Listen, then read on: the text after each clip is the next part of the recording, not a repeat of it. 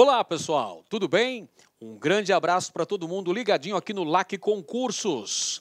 Para desespero da concorrência, Edenilson Moraes está na área e se derrubar é pênalti. E hoje a gente começa a falar sobre história do Brasil. Vamos analisar uma série de temas importantíssimos que constam lá no edital para você que está estudando com determinação, com afinco, com vontade mesmo, com sangue nos olhos, com a faca entre os dentes, para ficar competitivo neste concurso. Hoje a gente fala sobre a Revolução de 1930 e sobre a Era Vargas. A Revolução de 1930, que foi justamente o movimento político-militar que conduziu à presidência da República o gauchinho lá de São Borja, Getúlio Dornelles Vargas, inaugurando uma nova fase na história do Brasil, conhecida como Era Vargas, que se estendeu por 15 anos. De 1930 até 1934, tivemos o governo provisório de Vargas. De 1934 até 1937, foi a vez do governo constitucional. E, por sua vez, de 1937 até 1945, tivemos a ditadura comandada por Vargas, que era chamada de Estado Novo. Portanto, senhoras e senhores, ao longo da Era Vargas, tivemos uma série de transformações econômicas, políticas, sociais e culturais no Brasil, que vão transformar todo o século XX em nosso país. É por essa razão que é de fundamental importância conhecermos os principais aspectos, as principais características do governo Vargas.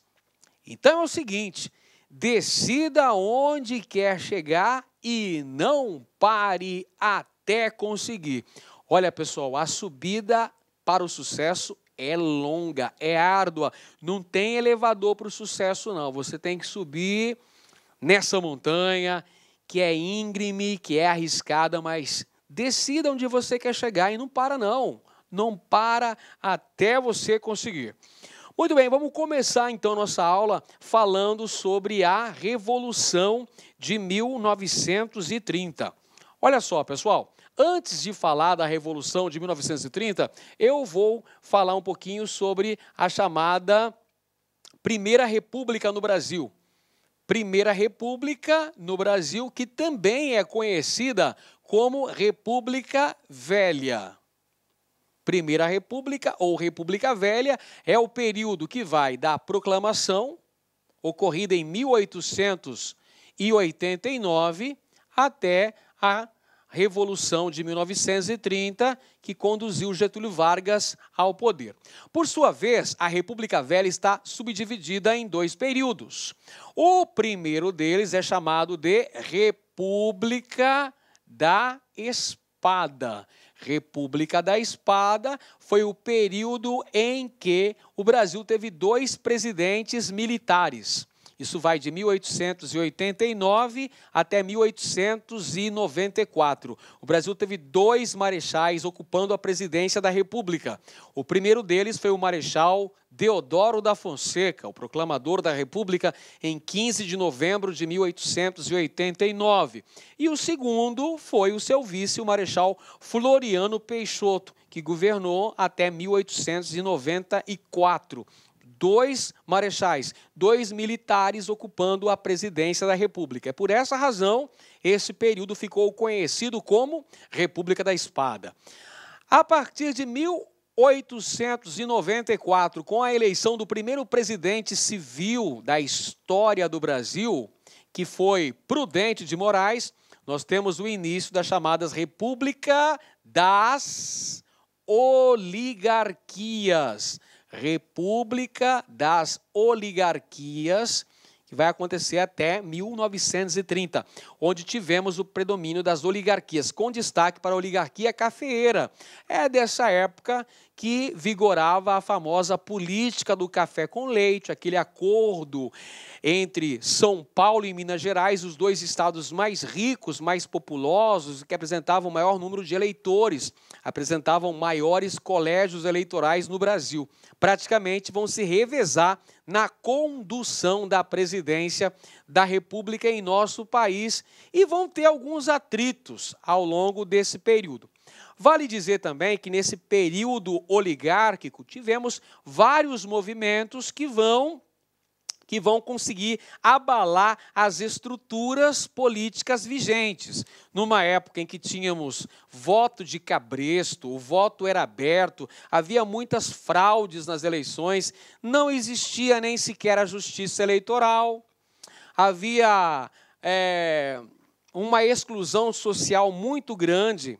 No Brasil, a maior parte da população evidentemente, concentrava-se na zona rural, estava sujeita a péssimas condições de vida, o analfabetismo era alarmante em nosso país. E aconteceram vários movimentos de oposição ao predomínio das oligarquias no poder no Brasil, principalmente ao longo dos anos 20. Nós podemos mencionar entre esses movimentos o tenentismo, que foi um movimento surgido na baixa oficialidade do Exército Brasileiro, que era influenciada pelos ideais do positivismo.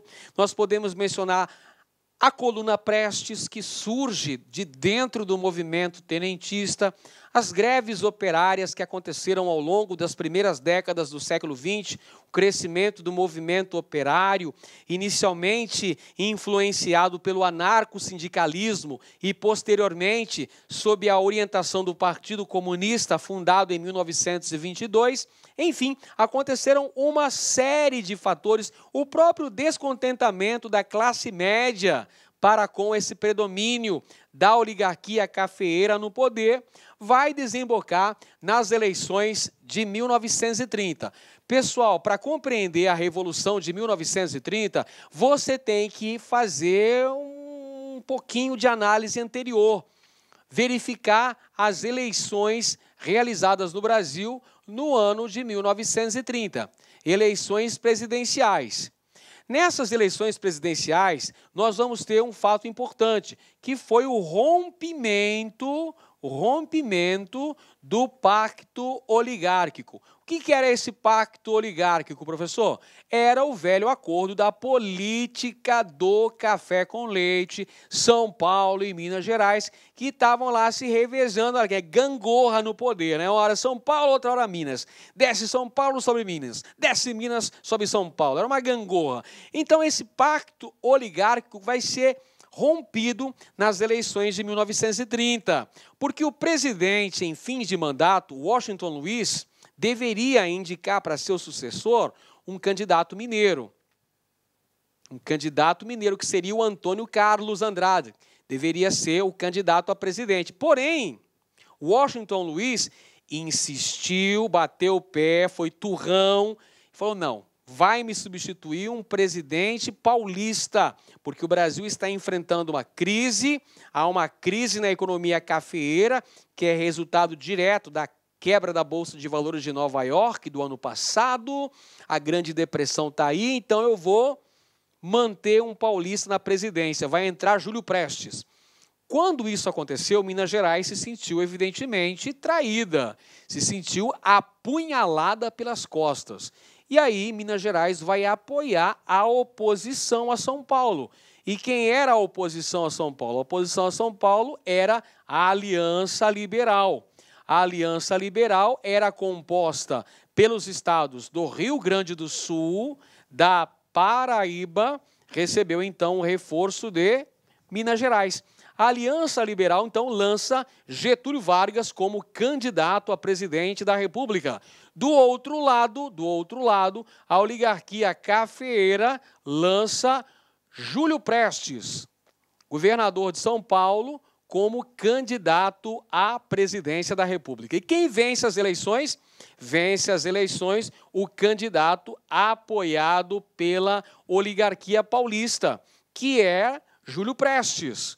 Evidentemente que ocorreu muita manipulação, ocorreu muita fraude eleitoral neste pleito. E a Aliança Liberal não reconheceu o resultado oficial dessas eleições e ficou aguardando um momento ideal para tentar tomar o poder.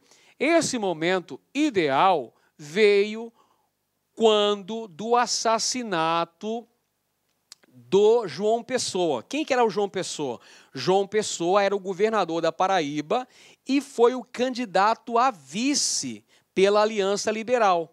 O candidato a presidente da República foi o gaúcho de São Borja, Getúlio Vargas. Olá, meus amigos, minhas amigas. Sou o professor Luiz Antônio de Carvalho e com muito prazer, muita satisfação, estou aqui para apresentar a nossa super proposta pedagógica, fazer um convite muito especial para você que acabou de assistir essa nossa aula demonstrativa do concurso do MPSP, Ministério Público do Estado de São Paulo, para o cargo de auxiliar de promotoria. Gente, preste atenção, este concurso já foi autorizado, o edital deve ser publicado agora em 2018, inclusive eu, professor Luiz, eu estou muito confiante que esse concurso deve ser publicado em 2018.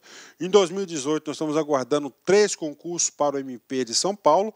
Um deles, de auxiliar jurídico, já foi publicado. Acredito que agora o concurso de auxiliar da promotoria brevemente deverá ser publicado. Este nosso curso pré-edital, nós temos aí um prazo de acesso de 6 meses. Tá? Durante esse período, você receberá todas as atualizações do site a custo zero.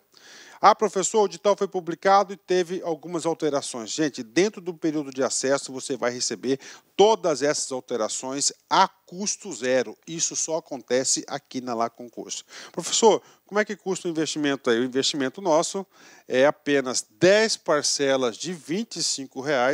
Você vai ter um curso pré-edital, inclusive essa aqui é a nossa segunda turma do MP de São Paulo, super focado.